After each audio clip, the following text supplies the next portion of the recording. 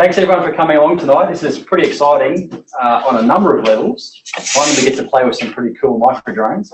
Nathan, if I can ask you to step in front of the camera so our online people can see us. Great. And also we're online, we're going live.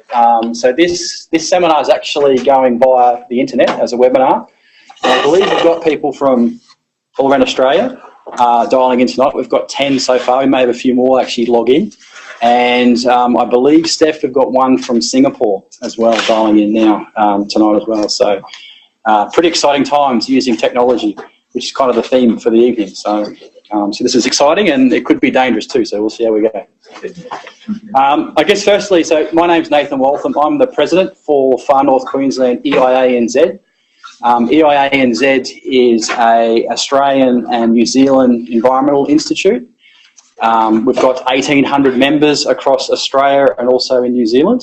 And our membership in Far North Queensland, it's called Far North Queensland, but I like to say North Queensland, is about 90 strong. So there's 1,800 members across Australia and New Zealand, and we've got 90, almost 100 members in the north up here. So that's pretty good. It's pretty good. And the Institute is all about promoting good practice around environmental management, environmental science, environmental monitoring, around policy.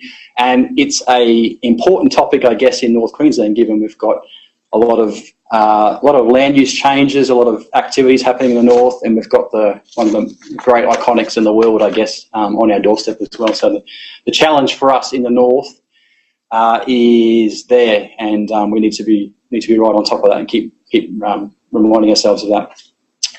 A couple of thanks and some housekeeping, I guess. In case of a fire, I guess we're out downstairs. Out the door there, to the right, then to your left, down the stairs, out the building, and the muster area is in this parking lot by the big orange sign. Perfect. Perfect. I think we'll just follow Nathan out the door. Probably the best and safest thing. So thanks for that. I'd like to thank Nathan, Dr. Nathan English from CQ.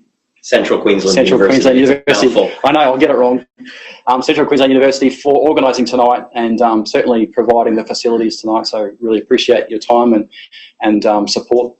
Also, Dr. Kerry Biggs as well, who is putting on the refreshments, the lemonade.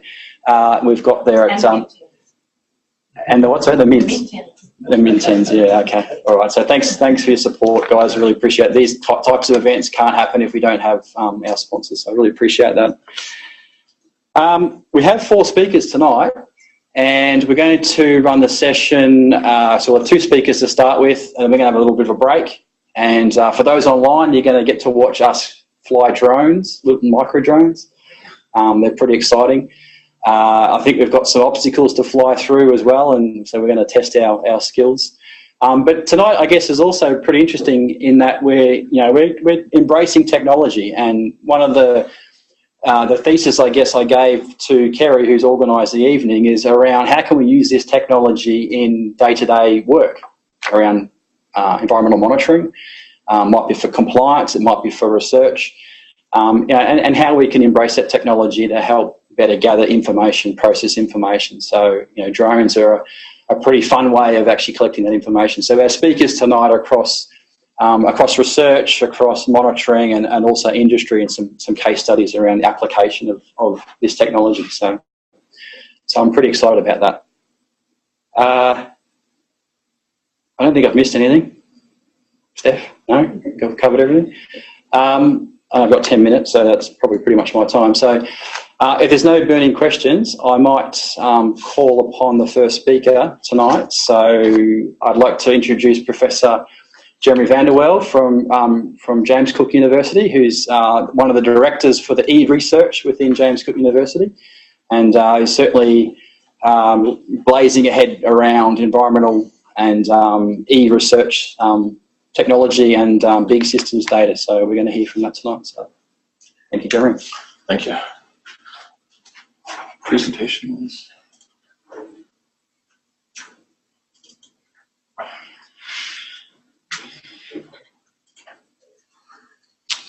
So, as Nathan said, I'm over in the E-Research Center at JCU, but I'm also the director for the Center for Tropical Biodiversity and Climate Change. And it's kind of there where we got our interest in drones, because we looked at the technology that's been available. So I've been flying for the last 5-6 years. When I started flying drones, when I thought of drones, I'm thinking of that military aspect where they're coming in to bomb you. But reality was, no, there was a big civil market starting around drones. And the civil market was just kicking off 5-6 years ago, and it's exploded in the last few years. I know that my first couple drones, I built them myself, got the autopilots on them, had them doing waypoints. All went well until one of my students was flying the one, fresh battery, and it has a feature on it that if you go so far away from where you started from, a fail-safe kicks in and it goes to home. Well, he had home set wrong. Home was set for 00 off the coast of Africa. And we just watched the thing go off into the distance. Since then, drones have come a long ways. And so we've had a bit of fun with them. For people in the room, yes, we've got a series of drones sitting at the back. Everything that we use at the university, what NQAV uses, different things. So we'll be going through them a bit tonight. But really what got me interested in drones was the spatial and temporal data that I could get from them. Okay, when we think of satellite imagery, at the time, yes, we were still dealing with 25, 30 meter resolution. Right now we're getting down to 5 to 10 meter resolution from satellite imagery. But the time scales differ that you can get it at. Aerial photos are getting better and better, but again, they're quite costly. You got to have people out there. Drones, on the other hand, you're getting down to the millimeter resolution now. And you can fly them at whatever frequency you want, but it is a much smaller area. And then when I first thought about this, I'm looking at that little man standing there looking out. This is the last time you see field ecologists out there anymore. It's typically going this route, where it's all just little sensors out deployed. And that's where I'm working in that space. So I've used satellite imagery, aerial photos. I'm using drones, but I'm also using small sensors that we develop and build. Okay, and it's the combination of them all that make it interesting and attractive. Drones, though, I've had fun. Hey, come on, who here doesn't like flying drones? Who here's flown drones? Who just flew them at the back here today? It's that remote controlled. It's that. I got into it a bit in the RC space initially, and then I got flying in drones. And there's so many applications. This was just one infographic I found a few years back that I just liked, because it addresses so many aspects of drones and what they can be used for. So emergency services, disaster recovery. You can see the applications of finding people, identifying where fires are, putting drones where you don't want to be. Urban planning, real estate. Ashley loves doing real estate jobs where you just fly up, take a photo of the house so that people get that aerial view of that property. It's becoming a big thing, and a lot of people do it these days. Security services, yeah, you can imagine spotting people. Media and communications, I don't know. I think I first noticed it in the last Olympics, where you started seeing drones filming people as they were doing different jumps, different things. And that was the first time that popped out for me that it's becoming mainstream. Agriculture, aquaculture, that is a big research space, the precision ag, and a big space, business and commerce. But really where I've been using it is largely in that environmental management side. Getting to know where species are, what they're doing, what habitats they're in, and conditions about those habitats. And then there's always the recreation and entertainment. So one thing you'll know, flying drones is actually boring, okay? And Ashley will agree, he's the chief pilot at NQAV, you'll hear from him soon. Flying drones is actually quite boring because you pre-program what they're gonna do, you hit go, it goes up, it flies, what it's gonna do, it comes back, it lands, and you've had to stand there the whole time with the controller and just watch it. The recreation is actually the fun part. And we did some of the recreation here. We'll do some at the break. But there are huge possibilities with drones.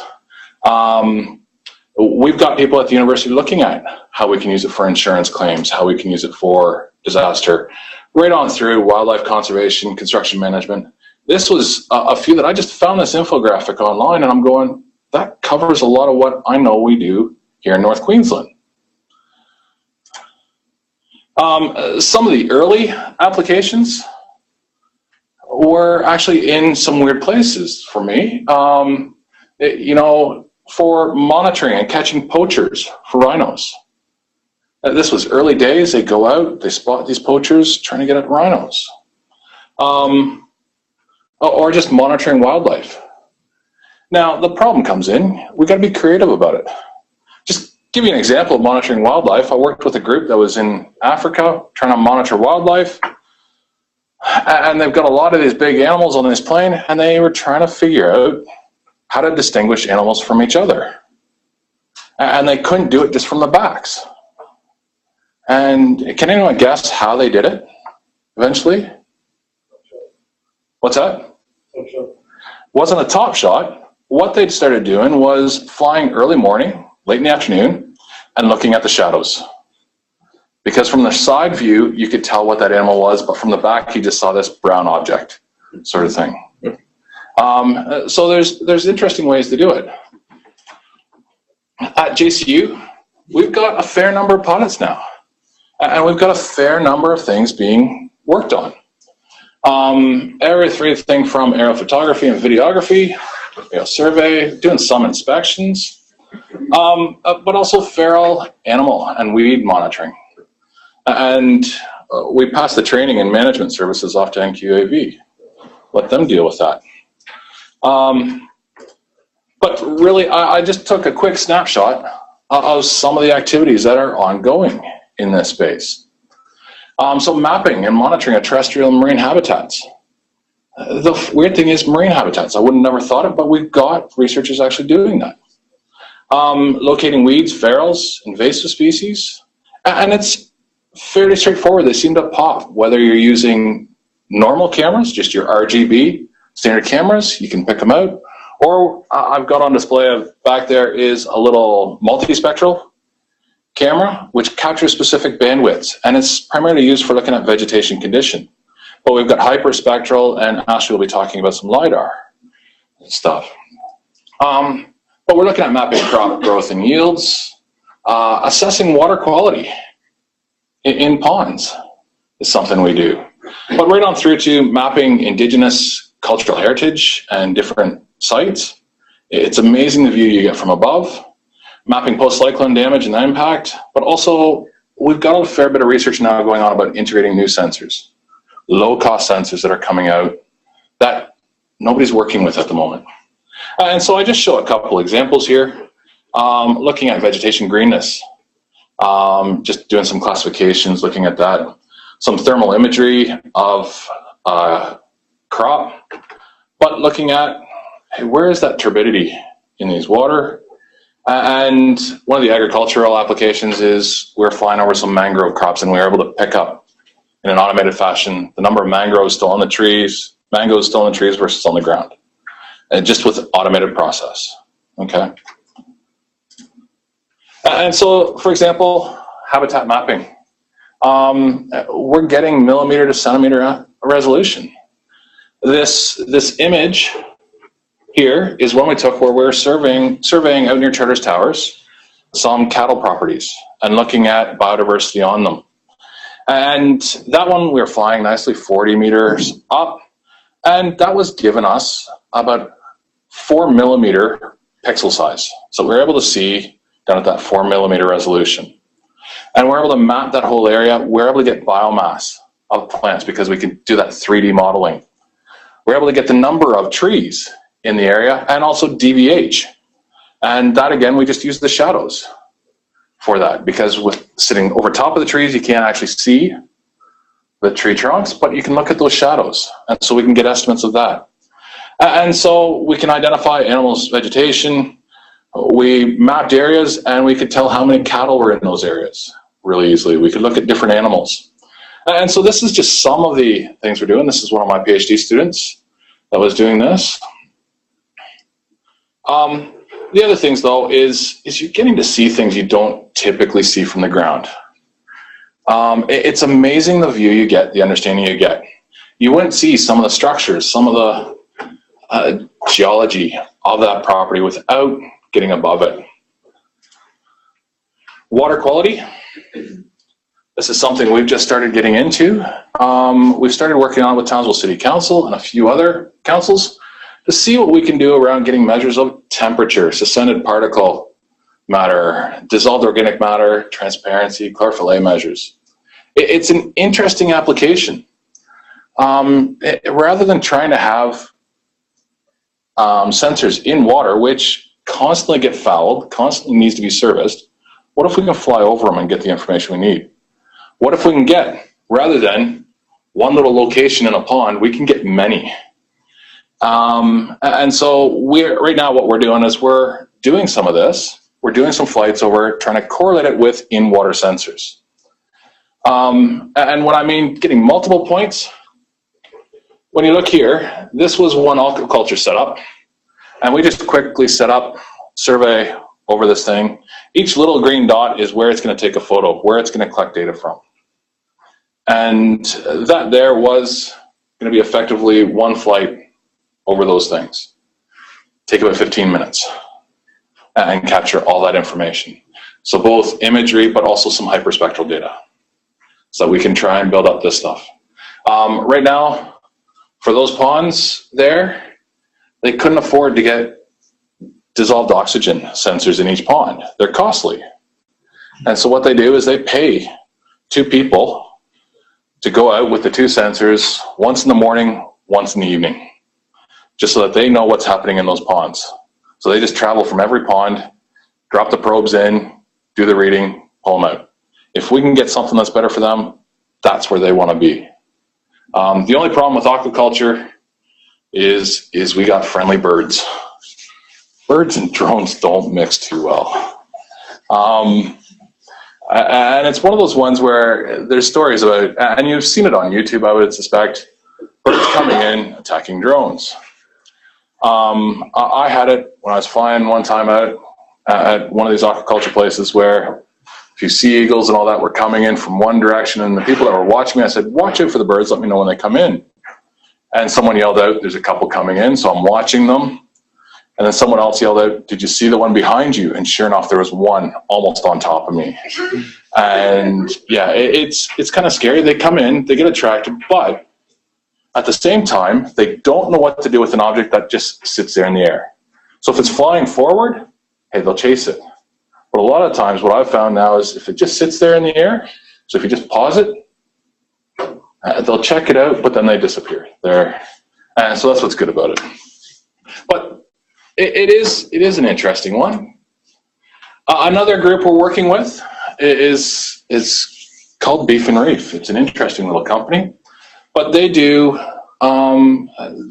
are in the prawn fishery for banana prawns. And that one was an interesting test case. It's one that we're working on this year. Is they have manned aircraft flying for 6 to 7 hours a day, 30 to 40 days solid. Just spotting prawn boils. What you see here is where prawns are actively feeding. It stirs up the mud, and that's where they send the boats in. But they've got the aircraft going back and forth, constantly spotting for these things. That's something that's easily done by drones. And the problem comes into play is the long flight times. There's other aircraft in the space, but that's something for the legislation to work out. We're working with this company to figure out how we can use our technology where we know we can spot that turbidity plume, that mud in the water. We know we can get some penetration into the water to identify whether or not, hey, it's prawns or fish. There's nothing worse than sending a boat to what you think is a prawn boil, and if it turns out to be fish, then you just wasted that diesel, you've wasted those people's time. And from the air, they can't tell that. But these guys don't want to be flying for that long. it's a hazard flying 6 to 7 hours a day in these little planes. And so they're looking at drones. The other thing we're looking at is precision ag.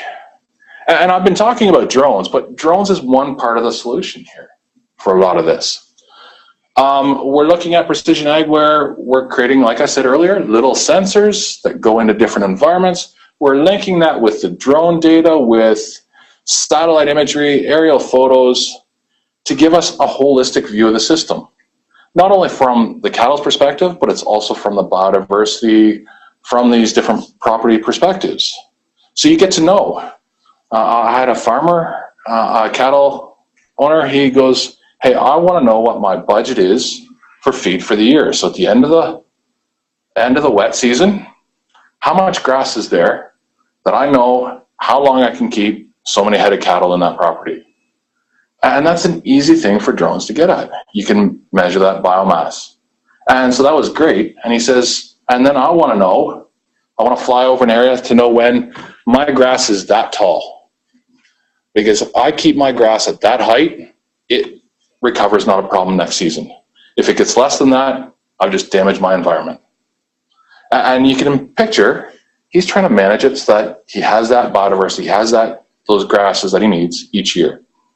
And so it's helping in those ways. At the same time, they want to know where all the feral pigs are. Feral pigs are a pain. This group that we've been working with here, it's actually chital deer. Chital deer are a pain for them because they're eating that grass below that height on them. So, and we were able to help spot some of them. Precision spraying, that's something we're working on with, not quite yet with this drone, but we've got the image recognition that we can be flying directly over and spray in real time. That image recognition is happening. This one is more, you pre-program it in, it goes, sprays, comes back. Whereas what we're working on is a system right now with Peter Ridd and his students that is doing real-time recognition of, they call it green on green. Because how do you recognize one plant from another? And so they've got it down that it's able to get a number of plants, a number of weed species, and pick them out from natural environments. He hasn't done it for precision ag yet because that would be the easy solution because you got a monoculture there.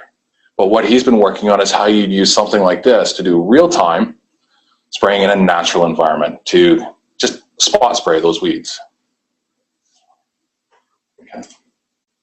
And I'm just starting to wrap up. There's so much future potential though. Yeah, there's a lot of applications. There is so many things coming out every day. So many new drones, so many new sensors. The real potential here is in the applications. So we just had Telstra come out the other day and say, hey, how can we monitor our towers? How can we get a better view of our towers without sending someone up the tower? And yes, we can do it with simple RGB, so just your regular cameras, but that doesn't give you that, how much rust there is, how many cracks are in that metal. Whereas you start to get at that with the thermal, you start to get at that in hyperspectral. It's well known, it's being used on the ground in factories and all that, but putting that technology on a drone so that it can be used there. The other thing is rapid processing of the data. You know, we get a lot of data out of these drones.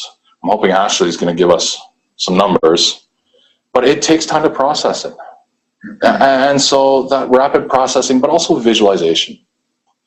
There's a huge amount of effort that needs to go into it so we can get that in near real time. Get images stitched together, get that data back out to the people that need it. In terms of the technologies, as I said, new drones are coming on all the time. The little 3DR Solo I've got at the back, it's a nice little drone. It does everything we could want. We only get about 15 minutes flight time. It's 2 to 3 years old, but now you're getting drones that can do pretty much everything that one can at about the same price point, right around the $1,000 mark, that, you know, it's flying half hour. It's half the weight of it. The batteries are smaller. The technology is just going.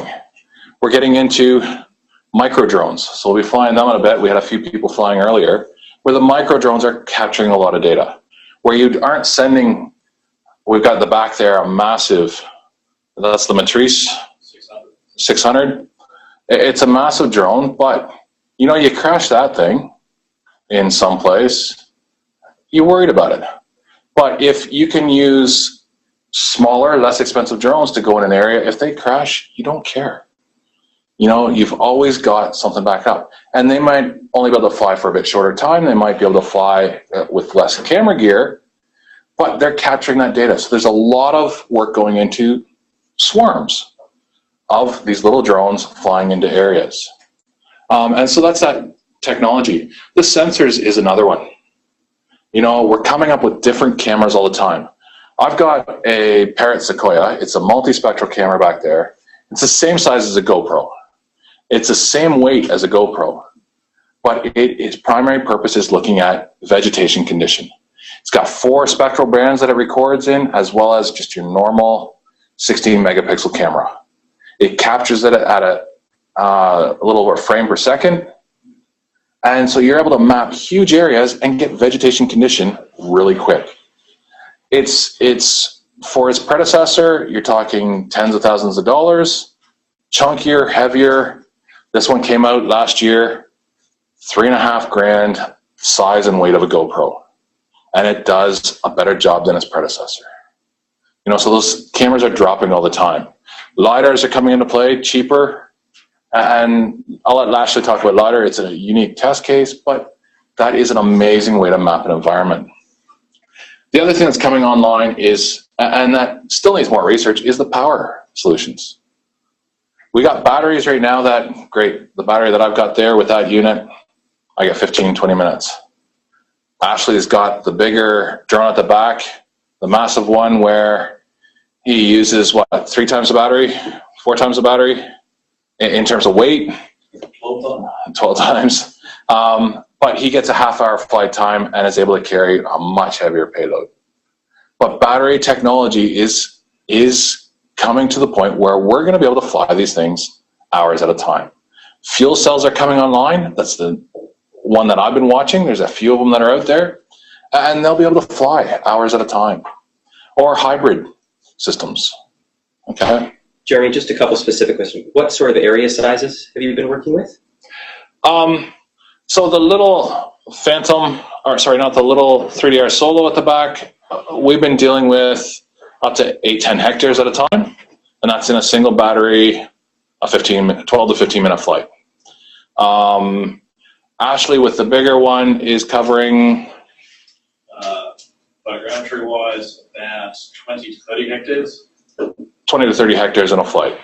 They're doing about 100 hectares. Yeah. So we're what I've been largely pointing at in the back of the room for those online that can't see it, we've got some multi-rotors in the back. The fixed wings, where you're getting much longer flight times, cover much larger area.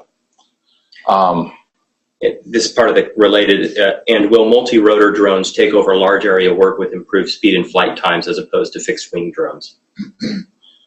I think they will.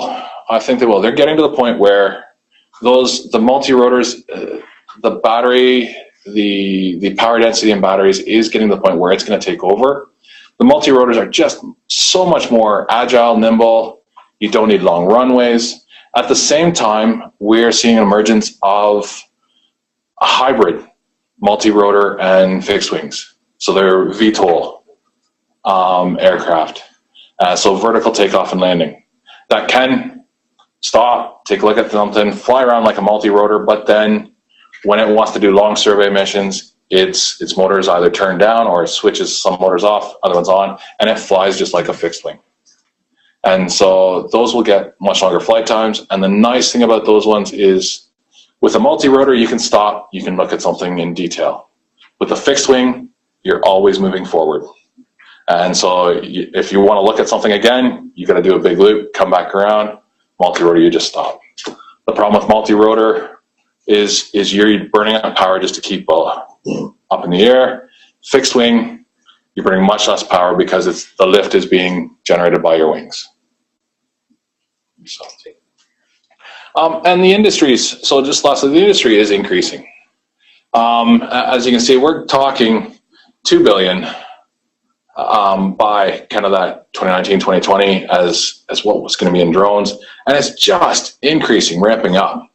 And drones is going to be a big thing. And so just to wrap up, I said you get a better view of what's happening at a site just by getting up above it a bit. So we've got just out here in Townsville by Castletown, you know the lake that's sitting out here?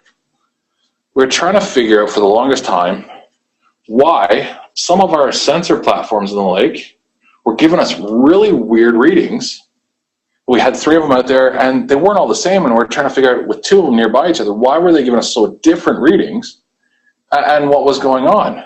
Because all we can see is that. But we flew a couple missions above it, and you can start to see where we've got a sensor platform here and one over here. You can see there is actually a strong turbidity difference. And this one happened to be, we've kind of worked it out eventually, but we had rain the night before. And the lake over by Castletown is tidal. And so what had happened here, and what had happened in the previous instances likely, is that the fresh water is coming in from a couple points around here and just not mixing with that salt water. And so we get that strong gradient that we weren't seeing when we're just standing at that water's level. Okay, so it does give you a nice new perspective. Thanks. All right, any questions? Do you know what kind of volumes are able to be carried with the weed spot spraying drones? Go ahead and repeat the question as well for the people online. So the question was, do I know the volumes for the weed spraying drones? The one that we had there was a 10 liter, or the one that I had shown there was just a commercial 10 liter. It's likely in that area right now. It's not a whole lot of liquid. It's just largely because we're still limited by power and lift. And so that one was just nicely, hey, it's just precision spray. You go in, hit what you need to, don't do a broad scale spray. Have you tried nocturnal surveys with thermal imagery yet? So the question is, have we tried nocturnal surveys With thermal imagery? With thermal imagery? I haven't personally, but I know Ashley has. Are you going to be showing some of that? No? So I know they went out spotting for deer and feral pigs. We've had actually Karen Joyce, another researcher with JCU, that's gone out and done thermal mapping of different environments at night because it gives you a different perspective. But yeah, a lot of animals, it's a mix of whether or not you spot them. It's just like people. If there's something blocking that thermal signature, you don't see them. But I know I've seen some of the stuff that other researchers have done and what Ashley and the team there has done. And yeah, for example, pigs out at Palaranda, they just pop. You know, you spot them from quite a ways away. Deer, they just pop because it's a fairly open environment they're in. And so that thermal signature just does. We've got some work with national parks in Grabumpa that in the next month or so, we're going out to one island where they're having still a problem with goats. I think they've got the goat population down to about 7 individuals. And that's what they can get from the camera traps, but they can't capture those last 7 individuals.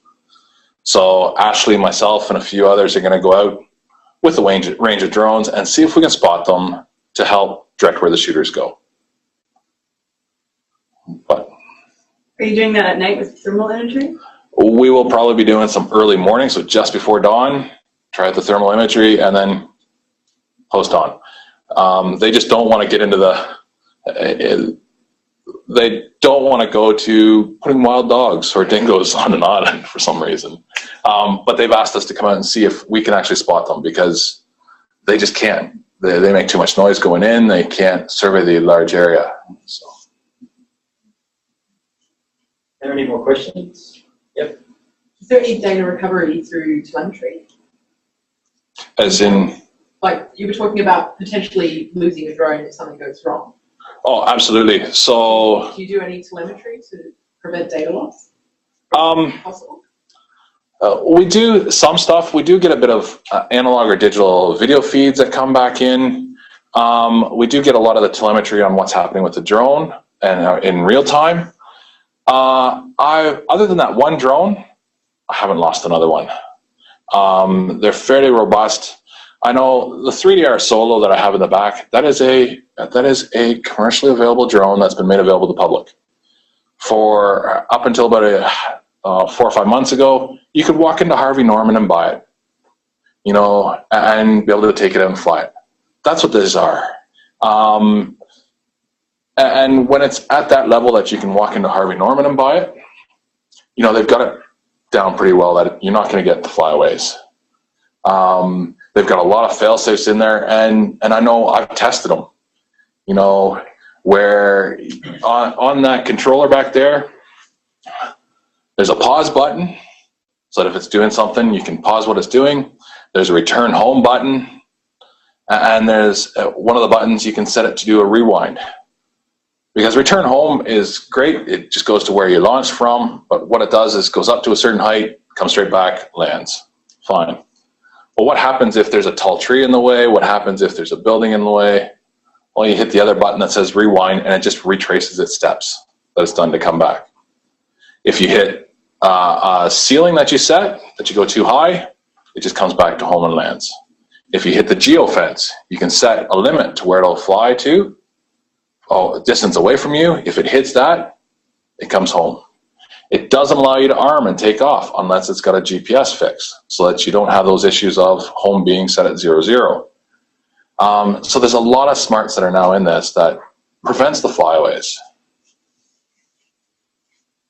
All right, so off the wall question, have you explored robotics with the drones so that we can, because that's one aspect that we looked at was retrieval of seeds from people that have to get into re-veg and that sort of thing.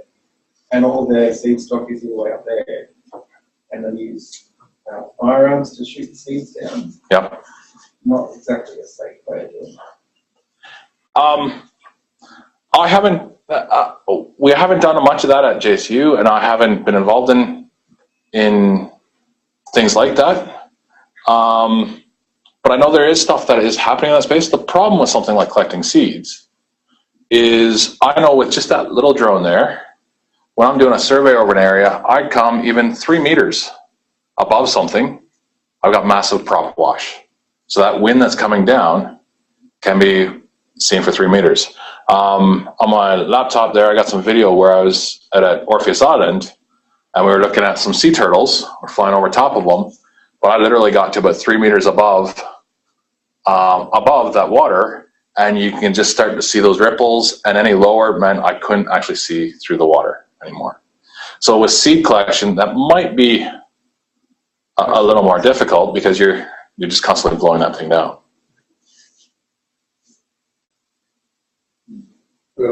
In regards to like geology and stuff, say treasure hunter, using your thermal imagery during the day, find stuff that's on the brush, and like overgrown grasses, for example, like clay bricks for grass molding and all that sort of stuff.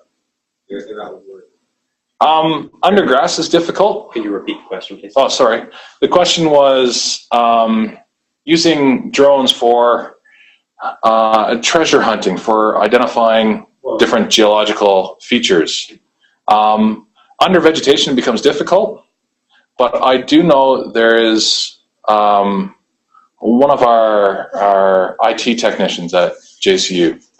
He's avid into the amateur going out and finding gold. And what he tends to do is he's got his own little drone, he flies, but he waits till there's a fire in the area. And immediately after that fire, he's going out to survey his location. Or he'll wait to the very late dry season, because that's when a lot of the vegetation is lost, that structure there. And so there's different ways you can get at it. But I know Eric Roberts and that at JCU, they're starting to use it to map a lot of the geological structures in different areas that they go to, because again, it's getting that higher view, or they're in different ravines and they're able to get a full picture of that side of that ravine and have that. I guess what I was trying to get at is that if it's a rock under grass, is it going to dig out? Like if they're hitting the sun and that sort of stuff. So the question again was, if there's a rock under grass, if a thermal image will pick up that rock under the grass that might be heating up. And it really depends on how covered over that grass is. There's a lot of things that will block infrared, and density and vegetation will do that. All right, we might keep moving on then. Thank you, Jeremy. Thanks for that.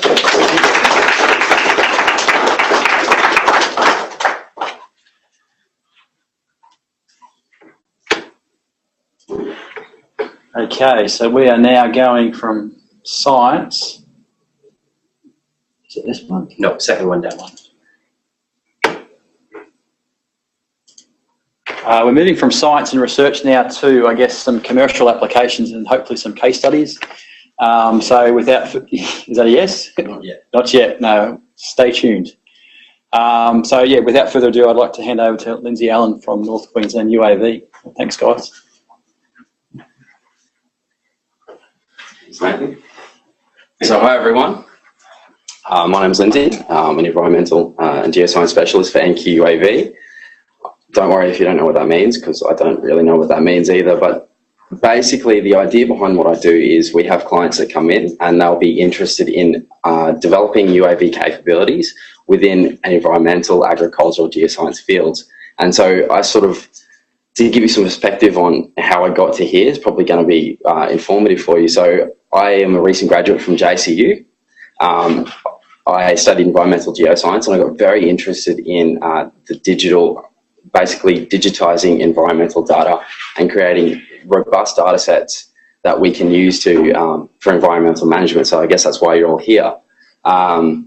So where I got to with that was I was younger and more naive at that point, and I decided that probably rather than try and crack into the difficult job market, I'd try and start my own business. And so I was looking at developing spatial remote sensing on UAV platforms integrated with, as Jeremy was talking about, ground-based network sensors. And that was really interesting to me. I don't think the industry was at that point at the moment, but actually we had investors on board. It was all looking very good. And then we came across the regulations, and I'll let Ashley talk about that later, but that is a very challenging part of what you'll come across. So I'll let him talk about that. That's ultimately what stopped me. But in that process, I gained a lot of skills and experience in how to take an idea of what we might want to capture with data with UAVs and how to make that a reality. And that's where it led me to today. So basically, in a nutshell, what I do is people will come in with an idea and I will try and make it reality. And often a lot of that is expectation management. And there's fantastic applications you can do, assuming you've got unlimited financing behind you, and that's simply not the case. But to give you a little background on NQUAV, so we were founded back in 2013. It's an offshoot of an engineering firm. At that point, the managing director was very interested in applications in particularly precision agriculture. The issues that they ran into there were simply that industry wasn't quite ready yet. The technology wasn't right at that stage. So it then diversified it, and we have really filled the niche of we gather quality data because that is challenging. And so we position ourselves there. So if you've got an idea of what data you kind of want to get, we talk about how you might be able to make that happen. And so it's all about the effective implementation of RPAS. So I say RPAS there, that's remotely piloted aircraft systems. That's the latest acronym that all the aviation people would like to use. Basically drones, UAVs, UAS, whatever you want to call it. Before I crack on with a little bit more, we have some fancy videos that we like to show off. So.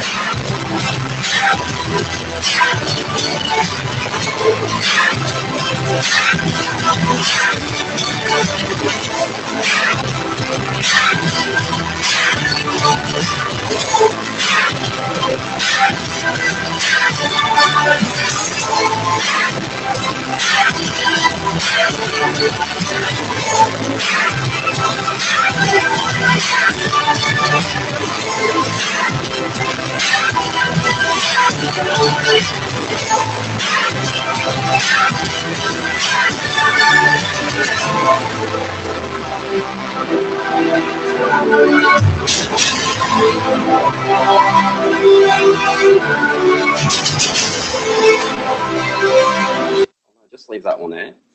Sorry about the music. I wasn't aware of that when I put this together. It's probably not particularly relevant to what you're talking about, but I guess the idea behind this is it shows what, you know, as you're going forward with research proposals and things like that, aerial data is pretty cool. And so you can do some pretty awesome things with it. All right, cool. Now. Oh, God, no. I don't get out of this. Try to use the arrow. Yeah, okay, all right. So anyway, forgive me for that.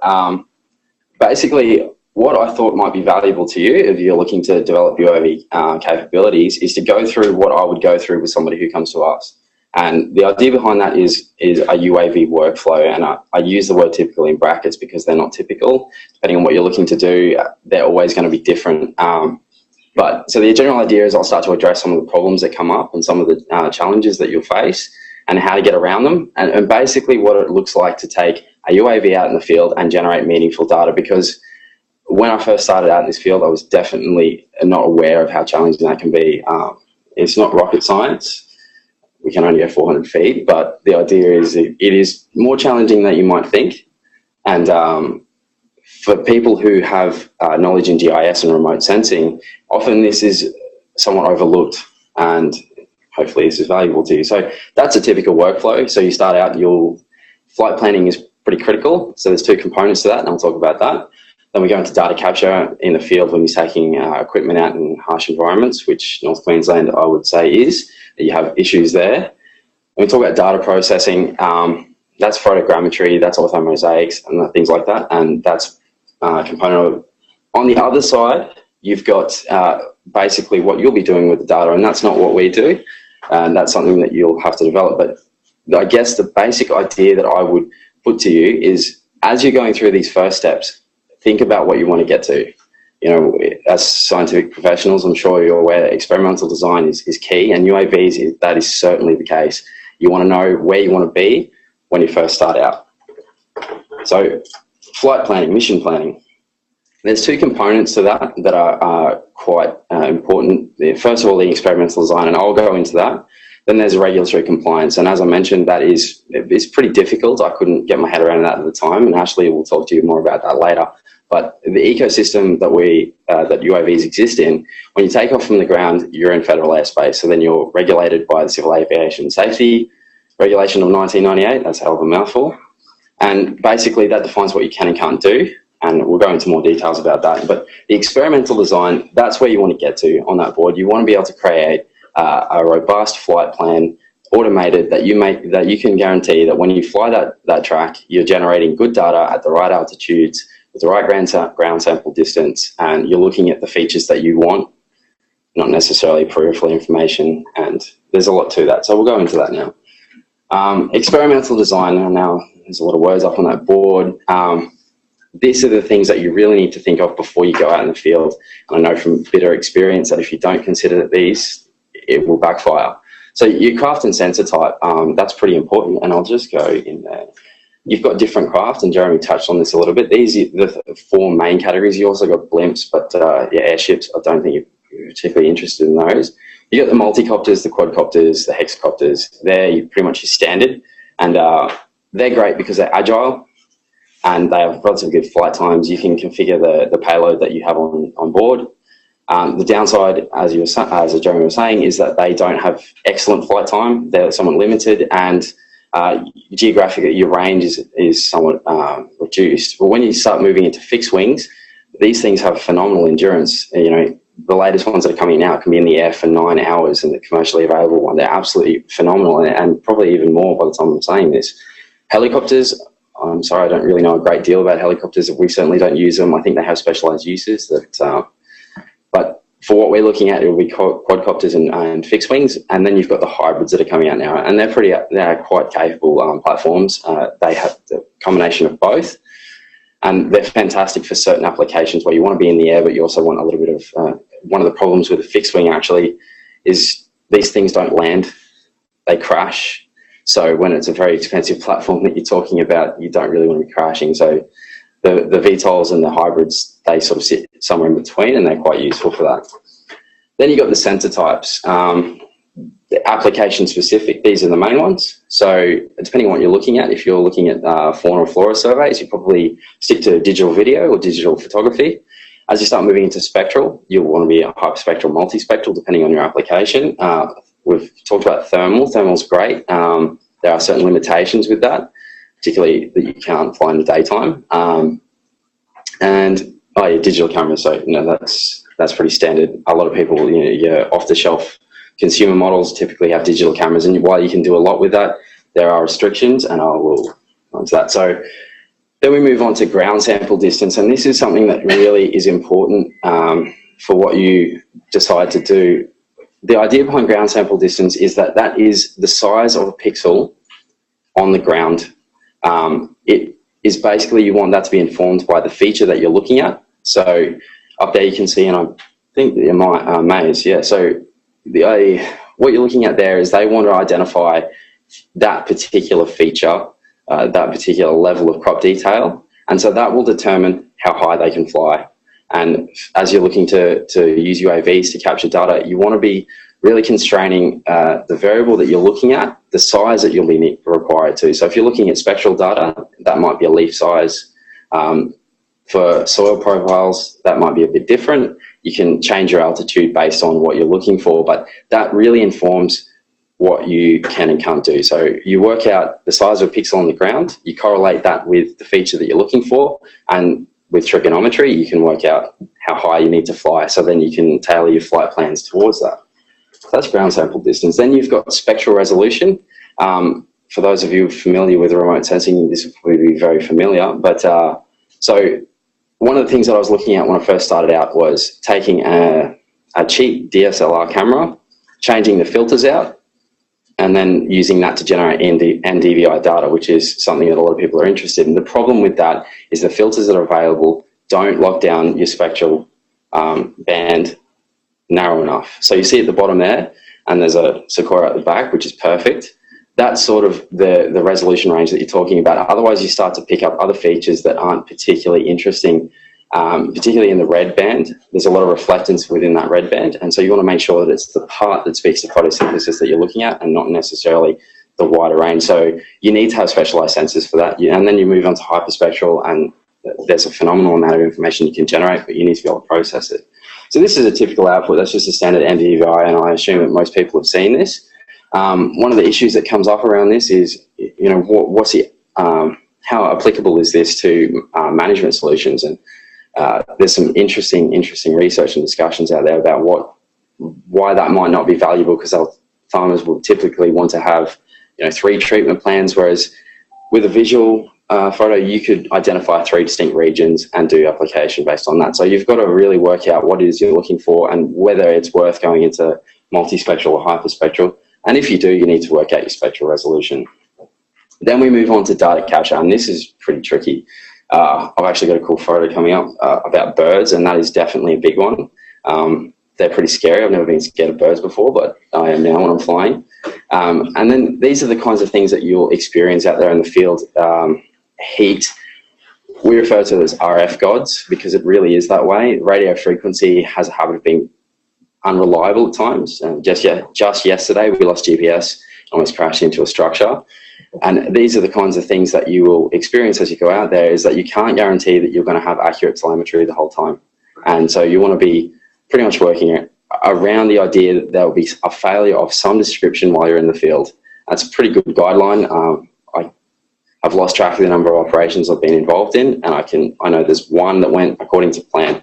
I don't think it's a reflection of us, but more sort of the state of the technology in the industry. And I mean, you're taking equipment out into the field, it's always going to be difficult. Repeatability is one I'll probably touch on there, particularly for remote sensing applications. You want to be able to ensure that the data that you're generating, you can then, if you're looking at temporal time series data, you want to be able to repeat that. And so you start looking at ambient light conditions, you start looking at cloud cover and things like that. And so you really need to lock down what it is you're trying to do and whether you can do that over a series of sample intervals. And that's tricky. It's possible, but it's definitely tricky.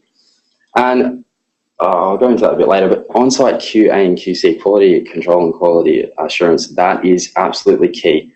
We have gone out to the field more so at the beginning and found that we can collect all this fantastic data, bring it back to the office of remote locations and things like that. We get back to the office and it doesn't compile.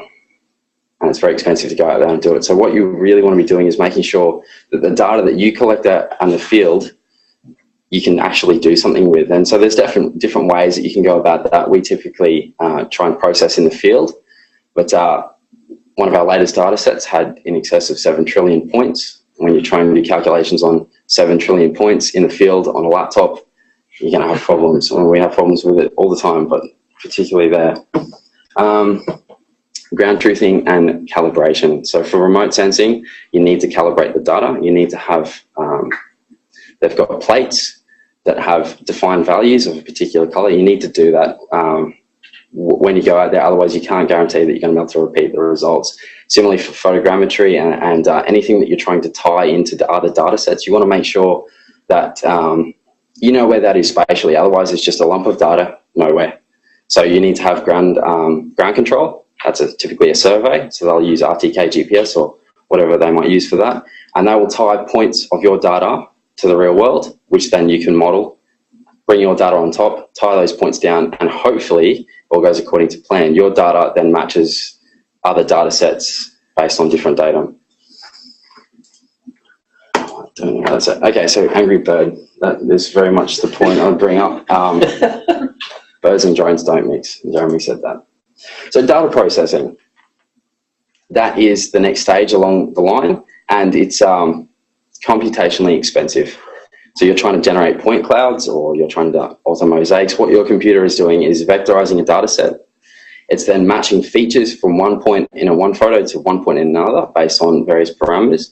And it's doing this for a number of matches in your data. So when you're talking about 7 trillion points, which is excessive, but in photogrammetry applications, what you'll find is that you really need some sophisticated hardware to do that. CPU, memory, video capabilities, they've got to be pretty top notch because this data can destroy computers, as I've learned actually from experience.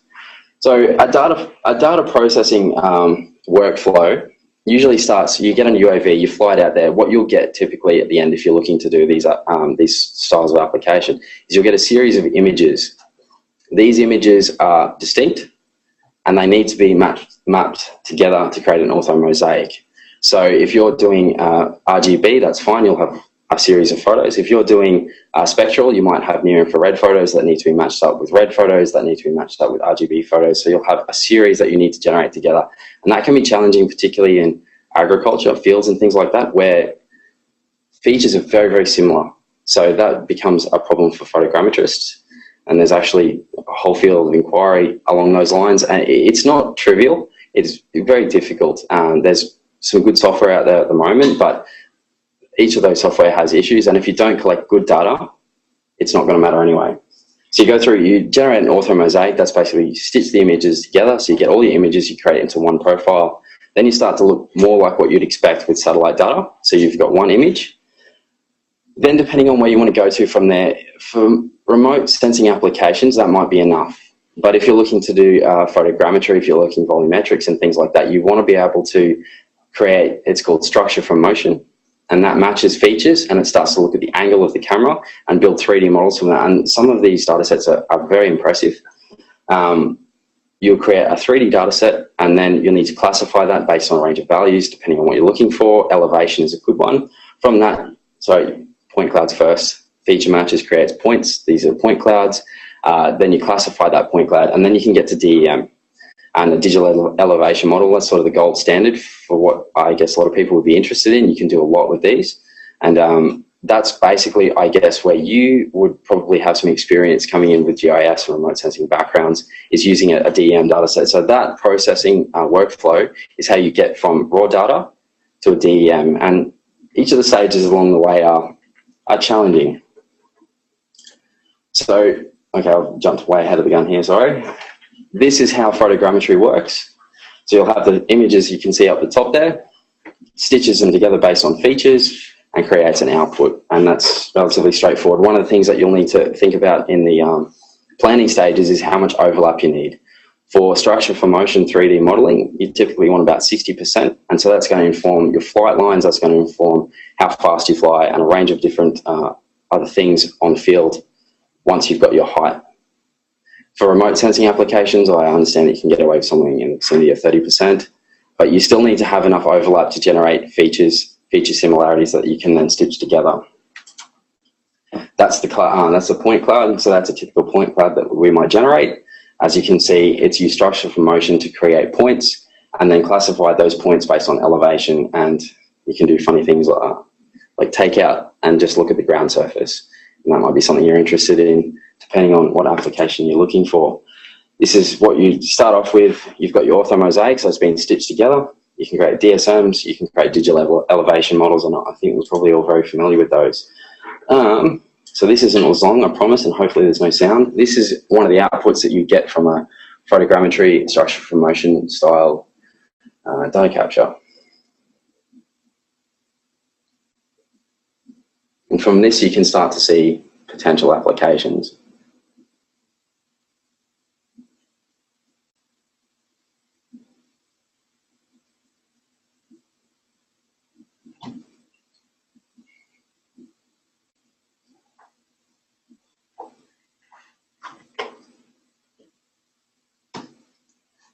Interpretation, and that's the final stage. I'm not going to speak too much on that because that's not what I do. That's what you do. But I will say that interpretation, I think, is where this field is going to, and there's some really amazing things that you can generate from that. And so there's a lot of professionals, I guess, have the question, you know, is my job going to be made redundant? And I would say not.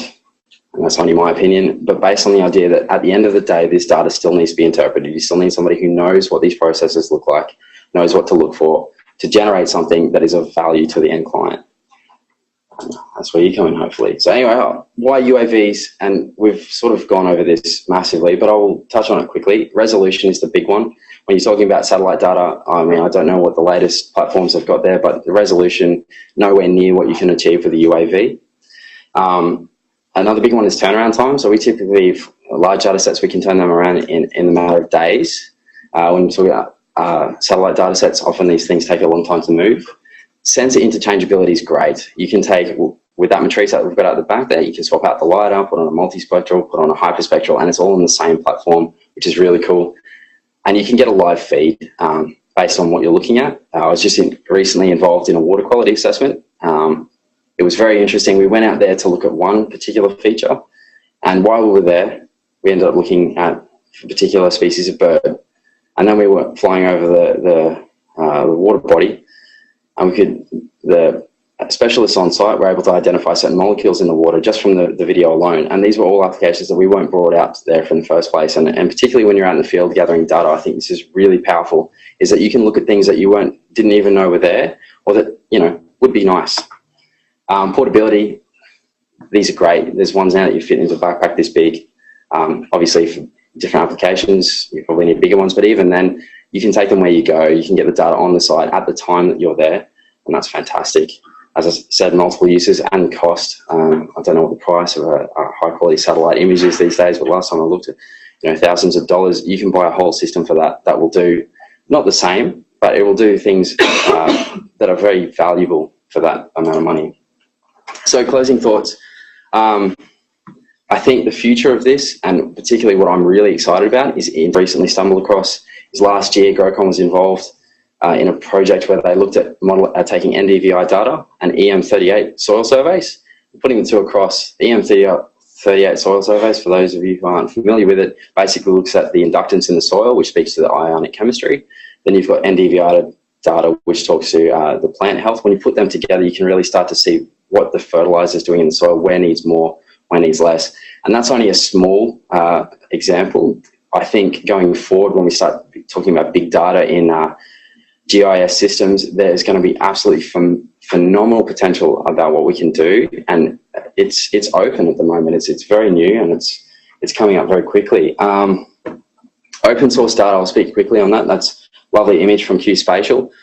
Queensland government has just is leading the way in creating open data sets, and these are fantastic that you can overlay. As long as you've geo-referenced your data, you can start to bring in multiple data sets. You can look at elevation, you can look at cadastral, and you can really start to build pictures depending on what variables you want. So you don't necessarily need to just use UAV data. You can integrate these very well. And I sort of spoke to peripheral users. They not necessarily the main project, maybe other projects that you're involved with. And the one that I'll close with is this, and I hope this is not long and noisy like the last one, but you're looking for research funding and things like that, I'm sure. Aerial data is fantastic for big surveys.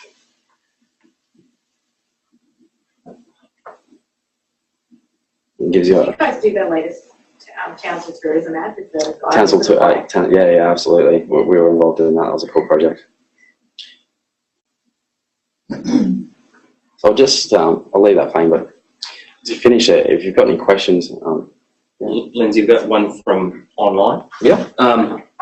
How good are the drones in detecting plant nutrient symptoms, so we could use this technology to alter fertilizer application protocols in crop plants? Yeah, that's probably a little bit beyond what my knowledge base, but I will say that NDVI data by itself, we've seen internally, is not necessarily as applicable as you might think. But when you start looking at other data sets, it definitely becomes valuable. I know NDVI data has been used for species differentiation from satellite level. On the ground, there was a lot of talks about doing this, but I think you need to bring in other data before it's actually meaningful. In terms of what you can and can't do, well, I don't know. That's really up to the person doing the interpretation, but I think that it's there's potential there for sure. Can I add to that one? Yeah, sure. Multispectral and hyperspectral have been used in a number of examples for precision agriculture to do direct application of nutrients. And they're able to look at soils and assess nutrient levels in them using that. And the problem we have is a lot of the times when we're flying over fields and crops, the vegetation's right there. So you can't see the soils. But you can use NDVI to look at stress in plants. And when plants are stressed, you can assess, hey, is it soil moisture, is it nutrients, is it some insect or pathogen? And so that's where it comes into play. One more question? What's the cost of, or how commercially viable is it to go from, I mean, the data collection part and the systems required is obviously one cost, but to me, I see the challenge, the commercial use being the data analysis part and the software costs and analysing a trillion data points and things like that. That seems like it might still be chipping sensible in the field at the moment, especially for certain applications. Are we at the point where it's commercially viable for small business, medium-sized business to use these software programs and analysis platforms? I guess that's a question of scale. So the question was, is it commercially viable to start looking at these for small business, to start looking at this data processing, particularly for small business and medium business? That is a good question. It's not as expensive as you might think. There's some good software packages available. It is computationally expensive. And when I say that, I don't mean that in financial terms. I mean that in resources within the computer itself. There's a lot of work being done at the moment showing some really, really fantastic science. And I mean, absolutely. It just comes down to what it is that you're looking at. and the costs associated with that. So some of the research that I've come across has shown that in ideal conditions, using the right sensors, that you can reduce fertilizer input to field by anywhere up to 30%. And I mean, how repeatable is that? I don't know. But this is the start. This, I guess, starts the ball rolling, and that's what may be available in the short-term future. And I mean, I don't know. It's going to depend on the model, but certainly it's not necessarily those inputs that that you need to look at. So a lot of application at the moment is going into identifying pest species distribution and seeing these things before you be able to go there. For example, in cane, to be able to see in the middle of a field where there might be grubs, that's difficult by foot, but you can fly one of these things over and have a look and see these things on time. And in that circumstance, absolutely, very, very, not a question. More questions? No? No? More questions online? No more questions from online. All right. Well, thank you very much, everyone. So thanks, Lindsay, for that.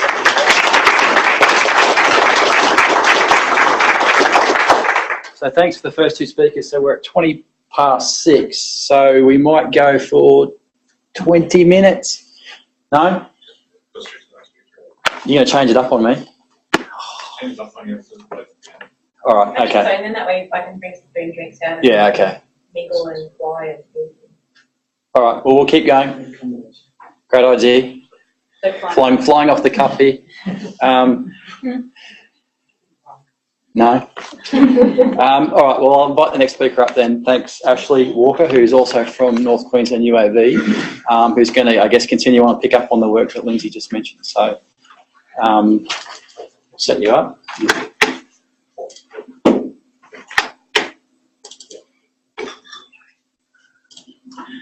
Ashley, really quick, are your videos available online? Yes, they are. So if you have a look at our YouTube or Vimeo accounts, typically you'll be able to find all of our videos.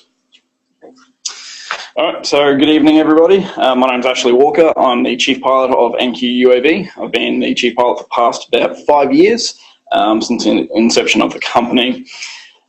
Just tonight, I'll quickly touch on RPAS regulations in Australia. I'll do one case study in regards to cyanweed, and another one about into the unknown.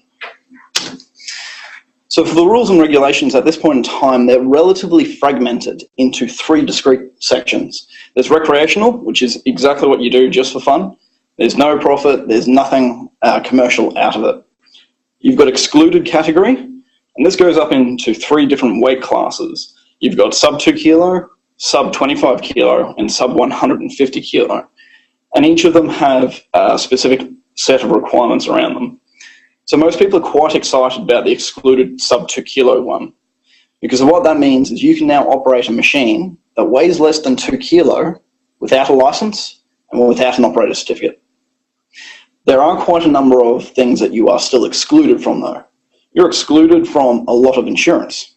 So if you crash this into somebody, you're fully liable for everything. You are not excluded from standard operating conditions.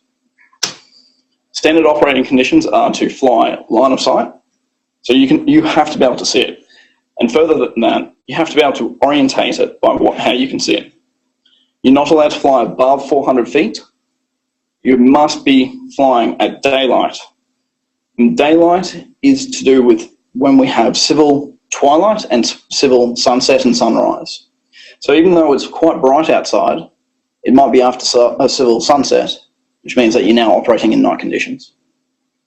You must be more than 30 metres from people.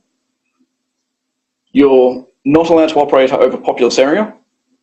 You must be at least 3 nautical miles, or about 5.5 kilometres, from an aerodrome that is controlled.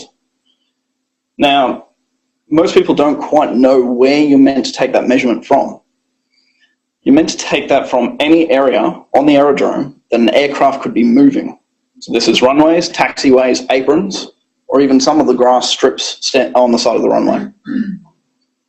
You're not allowed to operate over public safety or emergency sites. This includes places like a cyclone disaster, floods, fires, or a traffic incident. And you're only allowed to fly one at a time. So these are all standard operating conditions.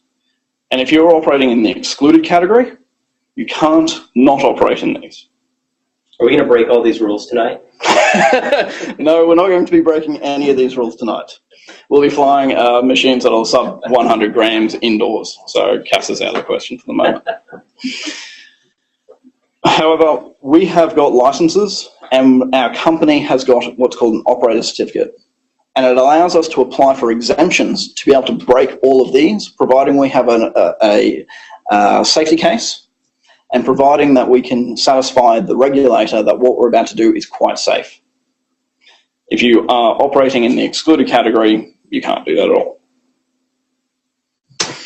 All right, so on to a couple of case studies. So case study 1 is cyanweed. We did this about 4 or 5 years ago with NQ Dry Tropics, and I see a few of them are in here tonight. So cyanweed, it's one of the most invasive pests in Australia.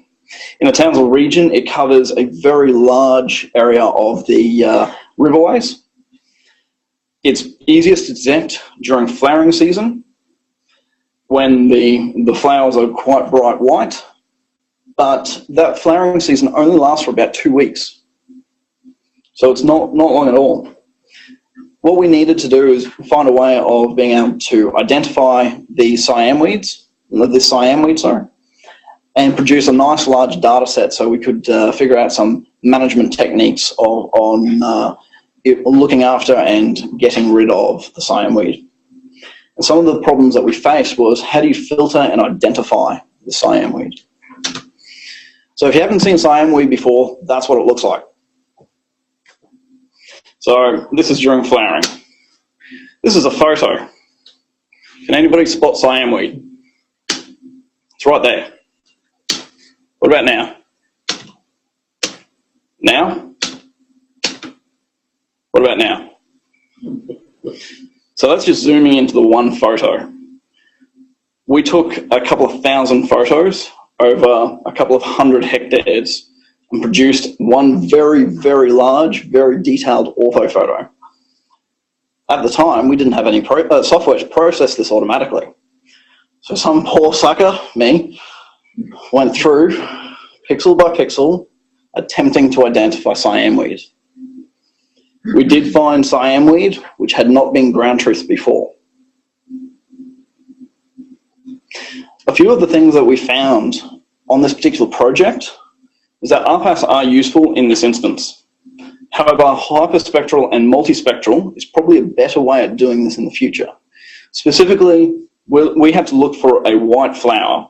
If we go back to a couple of these photos, you can see there's white objects all around. So it makes it relatively difficult to find it. But the end of the line was more R&D actually needs to be done, because there's not enough data sets out there with hyperspectral signatures of cyanweed throughout different life stages. All right, case study 2, into the unknown. So typically we operate our RPAS out in the open sky. We're flying, we're free to do whatever we need to do. The only things we need to watch out for are birds, the occasional plane, tall structures like a tower, and maybe a tree. It's relatively easy to get back to where we need to land, because typically we've got a nice open pad in front of us. We've got a new payload, it's a LiDAR. This particular LiDAR system produces hundreds of points per centimetre at its most dense, and hundreds of points per metre at its least dense. So you're talking about uber dense data. A typical data set that we can produce from this will have a couple of million points. It will cover about 70 hectares in about 30 minutes, and will produce data like that. We have penetration through the trees, so we can actually see what the ground below looks like. It's no more estimating, no more guessing. Now, what if we take a few of our niceties away? What if we no longer have an open sky above us? Okay, so I'm going to start telling you a bit of a story. So imagine you're in the outback Queensland on a mine site. in the middle of summer. It's a scorching day, and you're in your 4x4 that your mine site has given you, and your driver picks up the radio and makes a radio call, requesting permission to go down through the portal, down underground, into a world that we've never flown UAV before. We're flying one of our large machines, or we're going to. As we travel underground, we speed past signs that progressively increase in number. Our driver tells us that this is telling us how far underground we've gone. 100 meters, 200 meters, 300 meters. We pull up, we get at the 300 meter mark. We're told it continues down for another 300 meters. And this isn't a deep mine. We get out and we'll walk out to have a look at where we'll be operating. What we'll be flying into is what's called a stope.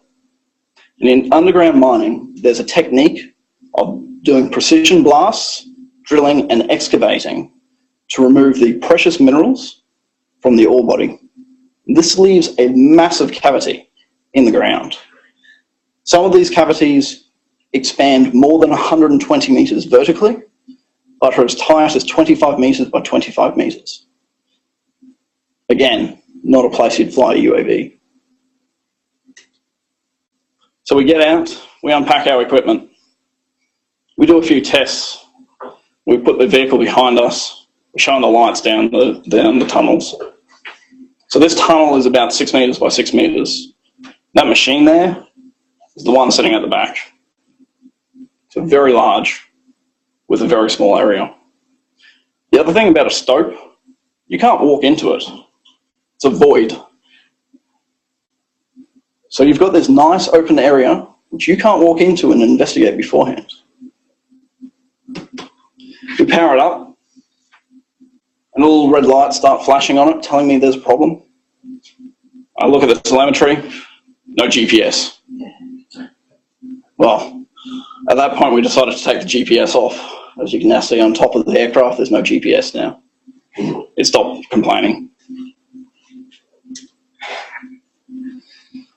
So as we're standing there, there's 4 of us. We're looking into the void that we're about to fly into. The LiDAR underneath it is worth about 100 grand. The whole system could go. And there's no way we could ever retrieve it. You're not allowed to walk into a stope. So, we observe there's a bit of a movement of air into the stope. We don't know how fast it is. We've got no references. So, we start the aircraft. It's all good. Disarm. Walk back. We discuss what we're about to do.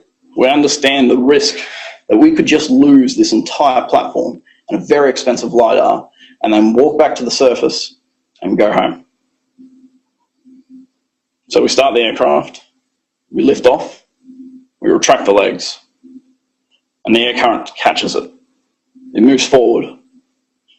As it's moving forward, we observe hanging from the ceiling a rope that's swinging in the breeze. Yeah, a rope right in the middle of this 6 meter entrance. And on the side of the wall, there's rock mesh protruding about 1/2 meter. So the gap to fit that aircraft, which is over 1.2 meters wide, tip to tip, is less than 2.5 meters. There is no collision avoidance on this system. It's full manually flown. We push in, we let it flow with the airflow, and I hold it in the center of the stope. I maneuver it around, and then I bring it home. It felt like ages. It felt like hours. I disarm the system and I look at the timer, 4 minutes. But at the end of the day, that didn't really matter. It's all about the data.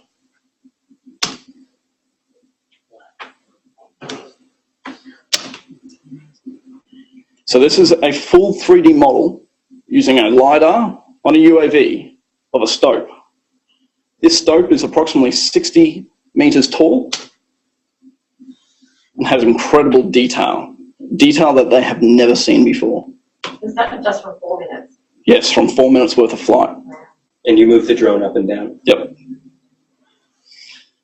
So we've got a new technology solving a problem that has long existed in the underground mining environment. For them to try and get anywhere near this sort of information would take them weeks. So what they've used in the past is they have used line scanning LiDARs, which they put in at very specific points and hope that they capture enough data that they can determine the shape. But there's features in here that they can completely miss. So we've got a bit of a cutout here that can quite typically be missed by their traditional scans. In addition, that can take hours of time, whereas our total time to do this was less than half an hour from pack up, flight, and pack down. The data was processed in about 10 minutes. So there was very, very rapid data turnaround. Any questions?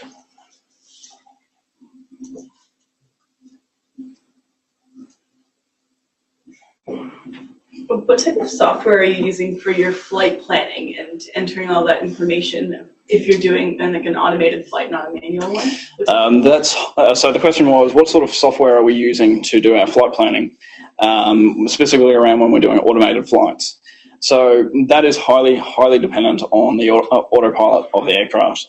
So some of the autopilots have multiple, what they call ground stations that we can use, and different pieces of software that we can use to plan it. The most common sort of ground stations that are out there that use quite a bit are the ones from DJI for the multi-rotors.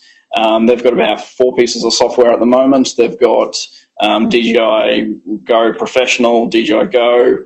Then you've also got a lot of third-party vendors like Flylichy. You've got Pix4D, and a few others that I can't think of at the moment. As for fixed wings, they are generally very specific to what their autopilot is configured for. If you're running Pixhawk or AdruPilot, you've got software called Mission Planner. You've got Geostation. You've got hundreds of different ones. It's all to do with the autopilot, though. And are these really user-friendly? How simple are they? Some of them are really, really user-friendly where you upload a KML or a KMZ or a shapefile or something similar, and it takes care of everything. You tell it the direction of the wind, and you tell it the ground sample that you want to attain with the camera that you've got in there. Others, you have to put in almost everything manually. So that system that we've got at the back, when we're operating that with a LiDAR, we manually calculate all of our flight paths, how far away we need to be. We manually put them in, and then we hope that the automation works. Like literally click, click, click, click. On a photograph that's already been overlaid. Yes, yes. So we load up a satellite view and hope that that satellite view is also rectified correctly, and the features that you can see have not changed. So. Are there any more questions? Any online? Can you fit with gas detection or monitoring equipment for mine rescue or confined space? So the search and rescue. Yes, so absolutely. There are a couple of platforms that we have had in the past which had gas detection as actual options. There are a number of companies out there who have been offering gas detection payloads, so multiple gas detection sensors on board the aircraft. I believe there was a bit of a test over in China coming up to the Olympics where they were actually operating a few of them around to see what the smog was made of. I assume in an underground scenario, though, the drone would have to be somewhat autonomous because you'd lose that line of sight very quickly. Yes and no. I just flew that all manually. There was not a single bit of autonomy. Could you see it at all times? Yes, I could. However, in an underground environment, you have no GPS. You have walls that come at you very fast. You have a different type of lack of visibility. So flying underground, putting lights on the aircraft was actually one of the worst things we did. It blinded us. But our cap lamps also were terrible, because we got what's called parallax issues. So because the light is displaced from my eyes, I could see the shadow, but my brain couldn't understand the shadow that I'm looking at. So we had to come up with a lot of methods to be able to fly this fully manually in this underground environment. In time, this is part of a bigger project, it will fly itself. We will set up, we'll press a button, and there will be nothing else. It takes off, it knows where all the walls are, it knows where that piece of rope is hanging, it knows where that rock mesh is, and it will automatically navigate through the environment and come home once it's done. How was, sorry, no, there's another. No, there's not. How was the data spatially referenced in the mine stope example? So that one isn't. That one isn't. No, it's not. To be able to do that, we need to have very specific ground control or put in there. Typically, we've been talking to the mines about having them put in, having the on-site surveyors put in ground control for us effectively, which we can then later on pick up in the data processing. We can find the object that they've put in there for us, and we can reference to that location. So for the moment, most of our LiDAR that we've got on display is unreferenced. Any more questions? No? All right. Thanks, Ashley, for that. Thank you. So we have an option now to keep going if everyone's happy for that. One more talk, and then we can fly some little drones and have something to eat and drink. So if anyone's got any objection to that? No? Yeah, we might keep going if that's all right. So our next speaker, we have a PhD student from James Cook University. We've got Kevin Crook talking today. So you're providing a bit of an overview of some of your work so far, the first year of your thesis. So I'll hand it over to you. Thanks. Awesome. Thank you. First, before I start, I do have a video that I'm going to play, and based on the sound that was on the first video that we saw, we're going to want to try and turn the sound off because we're just going to hear the rotors going in the video. Kevin, is the video available online? No, it's not. I can put it on. It's not very interesting. No worries. Just the zoom component, it's very choppy when it shifts out. Okay. But that's fine. Do you know how to turn the sound off for the video? Don't worry about it. I can't. Go ahead. Go or just turn the volume down. Yeah, no worries. It's not for a little bit, but it was really annoying. Yep. Anyway, so yeah, as I mentioned, my name is Kevin Crook. I'm a PhD student at JCU. I am not a drone expert like anyone that's talked today. My use is very, very simple, but I'm just going to talk today about a bit about my research and how I'm using UAVs to answer some of my very simple questions. A lot of what I talked about was planning on talking about at the end with planning your research. Lindsay touched on in much more detail than I was, so I'm probably going to be a bit short today, but that'll be good. We can get back and do some flying.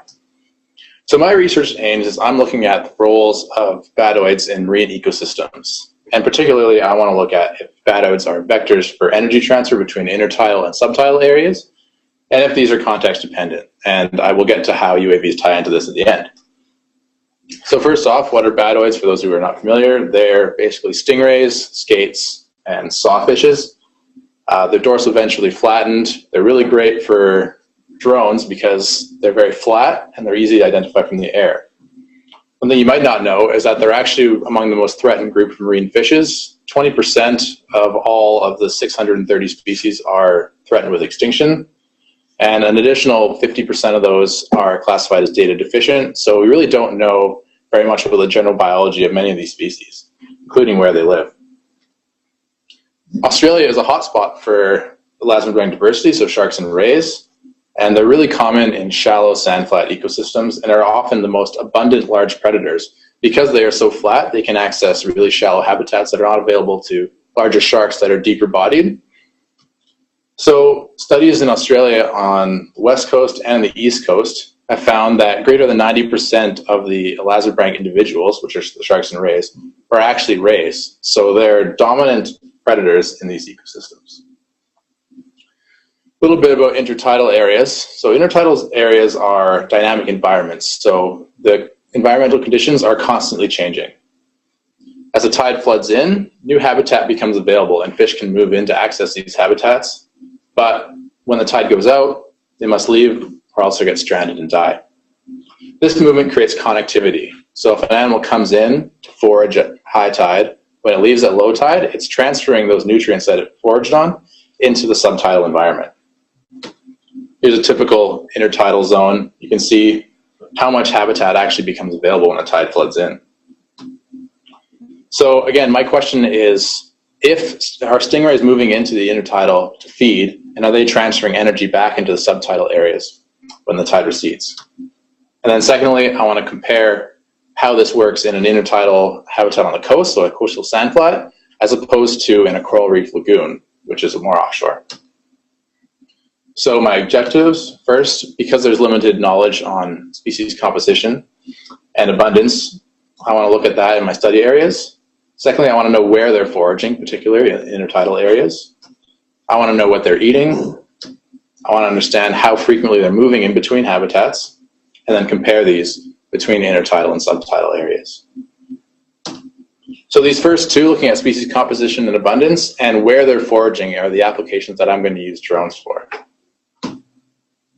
So my study sites, one is around Lucinda Beach and sand flats in the Hinchinbrook Channel, which is about 2 hours north of here. And then my comparative reef site is going to be at Bat Reef, which is on the GBR. It's just off of Port Douglas. And it's an interesting area because it's a coral reef. And in the middle, you can see, is a really large sandy lagoon, which rays love. And today I'm going to talk about what I've been doing up at Lucinda Beach, just testing out some drone stuff and how it works.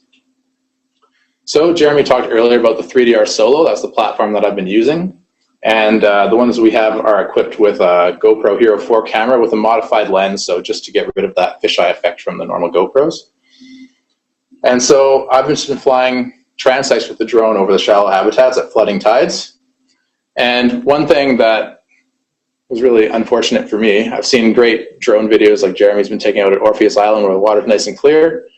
I'm sure you guys are aware here in Townsville, the water is very dirty, very turbid. So up at Lucinda, it's the same. And I'm limited to flying when water depth is over water that's less than a meter deep, because otherwise I can't see the bottom and I can't see where the stingrays are. As I mentioned before, stingrays are ideal for identification using drones because they're broad, flat shape, and the identifying characteristics are often color patterns and the shape of the disc, which are easily identifiable from the air. Additionally, sand flats are unstructured habitats, so there's nowhere for them to hide aside from if they bury themselves. But a lot of the times you can even see them if they're buried. So because of this, a recent study was done in French Polynesia, also using drones to look at abundance of stingrays and sharks. So you can see the bottom image, you have a pink whip ray. See, nice sandy area, the ray is clearly identifiable. And then the top image is a coral reef area, and I don't know, I'd have a hard time seeing that shark. And what I've found is that sharks are really difficult to ID from above because a lot of them look very similar shape, similar color patterns. Rays, really easy, as you can see here. So to do it, as we talked about, everyone likes to automate their flying because it makes it easier, and then you can just repeat, makes it easy. So I've been using the 3DR Solo platform with the Tower application, which is a third-party application where you can pre-program your flights. It's really easy. You can just do it from your smartphone. So essentially you have an editor, and this is just an image of kind of what I would do. Create some waypoints where you want to fly. So number one is kind of hidden there. But you see fly out to 3, 3 to 4 is a transect, and flew back, 5 to 6 is a transect, and flew to 7. And that's 3 transects that I flew. Just by programming it, it only took a couple minutes to do, aside from actually figuring out where you want to do it beforehand. But actually programming is quite easy. And then this is an image basically just showing where the drone flew. And you can see it's basically exactly where I want it to go. And with that, you set your flight path, you set your speed, so how fast you want it to fly, and you set how high you want to fly it as well. So here we've got a sample video, hopefully it's not going to be really loud, just of some drone footage that I've captured during my testing period.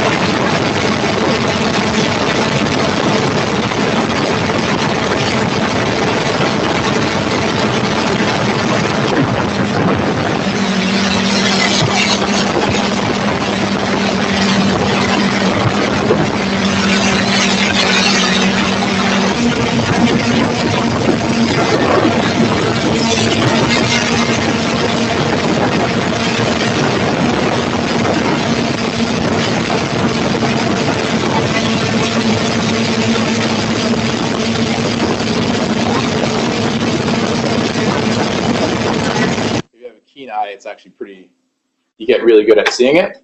The nice thing is you have a sandy background, and if you adjust the contrast, you can see the rays really easily.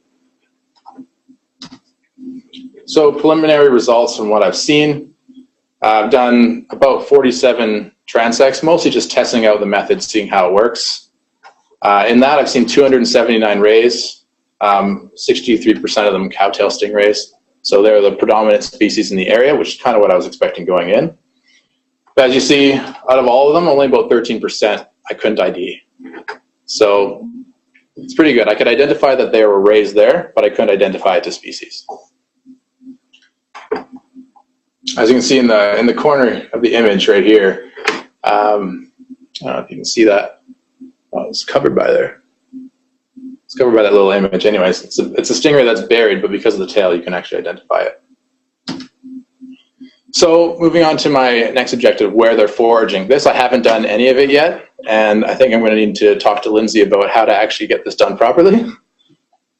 But because stingrays are benthic foragers, they feed on worms and crustaceans and mollusks that are buried in the sand. They jet water out of their mouths and they dig up these pits, which you can see in the image on the right. Is once they've finished feeding, there's this definite pit in the sand, and they're really easy to ID. So when the tide goes out, you can see where the stingrays have been foraging. And this has been used to estimate the intensity of stingray foraging in sand flats. So this is a study that was done in Japan, and it was done a few years ago, and it was done by flying aircraft over the sand flat and then taking pictures every so often. Basically what you do with the drone, but with a manned aircraft, big cost, big time commitment. Now, this is what I want to do on the sand flat, except for just with a drone. All the red circles you see on there are feeding pits. So you can see they can have quite a structuring force on the sand flat. So this is an image I took using the drone, just a single image I took at Lucinda Beach. And I don't know if you can see all the little depressions in the sand. Those are all individual feeding pits. So again, I want to use the Tower app, and I want to map exactly where these feeding pits are occurring and how many are occurring at each tidal period. So I want to map the area at low tide, and at the following low tide, I want to map the area again. And this way, I can identify how many new pits were formed during the previous high tide. So I haven't done this yet, but the idea is essentially you can pick an area. This is an image of the Tower editor, and you just you pick how high you want to fly, you draw a box, and then it determines how you need to fly in order to photograph the entire area. And then you use your software to stitch the images together, and then you have a map, and then I'll use that to identify the feeding pits. I haven't worked out exactly how I'm going to do this yet, but I'm hoping that this is going to work. So that's about all that I was going to talk about with my stuff. I'm just going to finish off with a couple things that I didn't think about when I started my project, flying around intertidal zones in the marine environment. One thing that's really big pain is sand, because sand, as Jeremy was mentioning with the wash, just coming close to the ground when it stirs up the water, sand is way worse than water. So you need to be careful that you don't stir up the sand to get it into the little moving bits in the propellers, because you don't want to ruin your aircraft with sand flying through the air. So one thing you can do is try not launch from the sand. So I have a big wooden platform that I launch from, which helps a little bit, but the best thing is to launch away from the sand. So that's something to consider when planning. Another thing with launching and landing is you have to fly within visual line of sight, which I'm finding is being able to orient the aircraft on the sand flat. There's not that much in the way. It's about 300 meters away.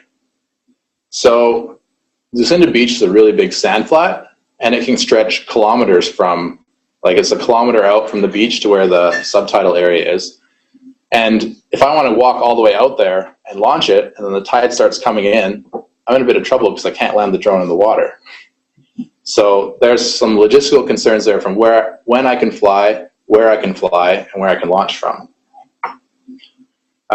Water clarity and depth. Can I interrupt you really quickly? Yeah, sorry, go ahead. Can you set a different landing point from your takeoff zone, from a takeoff point? Well, or will it always go back to the takeoff point? You can change it. Ideally, you want to land it where you are. But I mean, if you were to start at low tide and the tide is coming in, and you knew that, and you wanted to end your survey at high tide or something. Yeah, so there is a function in there where you have return to home, and then you have return to me, which is the controller. So if you move with the controller and you have it set there, it's going to return to where you are with the controller. But ideally, I like to be in the same place, launch it, fly it, and then come back. So I'm not moving. I'm not flying it and dragging my launch pad with me as I go along. So it's not the best. As I mentioned before, another thing is water clarity is a big issue. Ideally, you'd want to be doing this in nice, clear water if you're doing it in a marine environment so you can see deeper.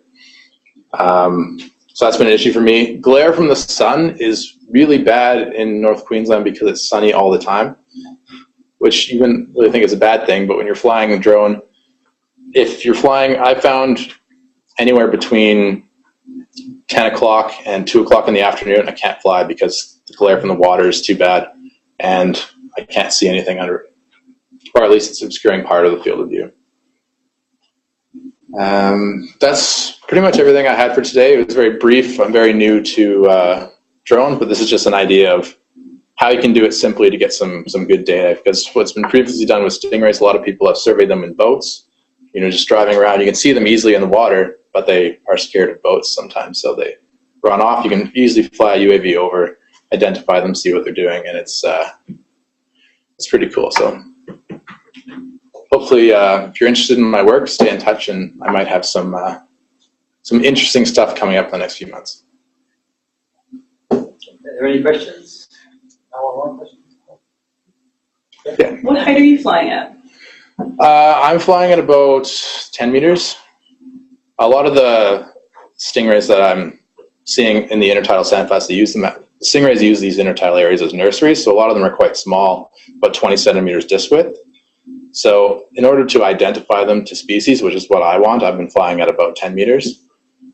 Larger rays, you might be able to fly a bit higher. Good question.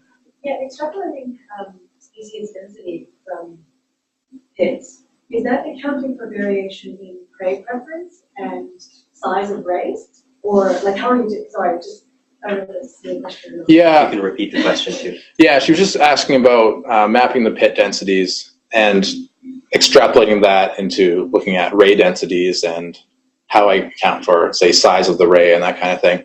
I'm not really interested in trying to looking at the number of rays. The transects are looking at the number of rays. I'm just looking at the feeding intensity. So how many pits are forming? And we don't really know, based on that, I don't think I'm going to be able to get an estimate at this point on how many rays are there, because one ray may excavate multiple pits. So in the future, I might try and use just some general observations using the drone. If I can find an individual ray and follow it for a period of time and see if it's doing multiple pits in that period. The paper that I mentioned from Japan, they were looking at pit size versus size of ray, and basically found that the bigger the pit, the bigger the ray. So that's kind of a way to do it. Any further questions? Last questions? No? All right. I'd like to thanks Kevin.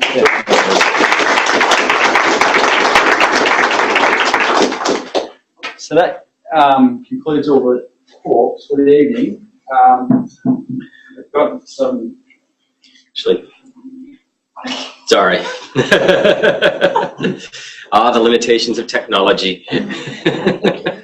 That concludes all the talks tonight. So really appreciate everyone coming along tonight.